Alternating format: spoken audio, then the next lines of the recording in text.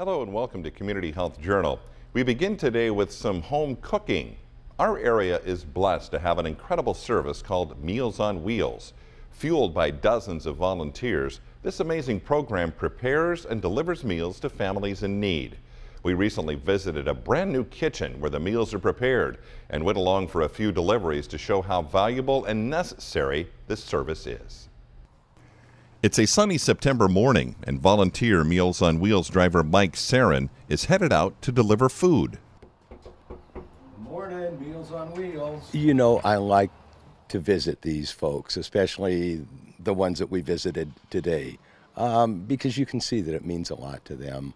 Just the contact coming in the door. We talk a little bit, weather, sports, health, and it's just a few moments in everybody's life.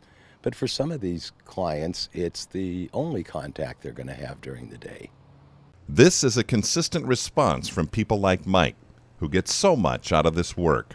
And the people who receive, they are incredibly grateful. For Meals on Wheels to be in existence is a blessing to this community, to people like my wife and I, because you're able to do stuff for us that we're not able to do for ourselves. And we deeply appreciate it. So it's great, yeah. I get 2 meals and don't have to fix it.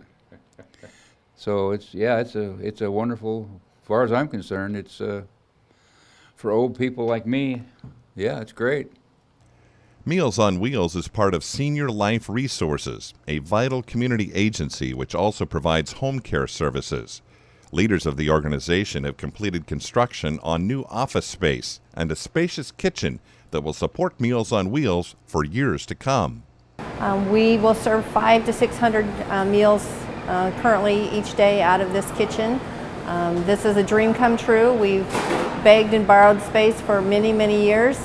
We finally have our own home to prepare meals and to be able to better meet the needs of seniors in our community.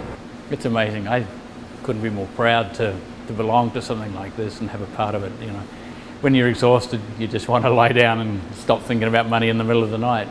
But then you remember what it's about. And so yesterday, you know, we were just celebrating like kids because it was that first lot of meals going out. It wasn't perfect, but it went out, and we were 30 minutes late, I think, and big deal. You know, it was just a great thing to be a part of. The funding for the new facilities comes from a combination of public and private support and many generous contributions of time, talent, and money.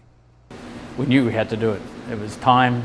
There was no better time ever going to be better. There's no better answer coming up in the future. So we said, we're just committing. And our board was great. They just lined up behind it. And a few times we said, it's awfully tight this month. And they went, we understand, and kept moving us forward. We had our highest service day just a couple of weeks ago that we'd ever had. I expected to serve 159 to 160,000 meals this year. Right now we're on track to serve closer to 170,000 meals. That's up from last year of 157,000 meals. Calls come every day. More and more seniors want to stay at home, and that meal and a warm visit each day means they get to stay at home instead of going to a care facility. The new kitchen will also include a cafe, a gathering place for folks. This project is a winner in every way, the collective feeling of service. It is. Our mission is to keep people living in their homes. We all believe in that, and that's why we come to work. It's not about us, it's about the people we serve, and that's what drives us every day. We get notes saying, you've saved my life. It's the reason I get up in the morning. I didn't ever used to get dressed. Now I get dressed and I wait for the driver to come.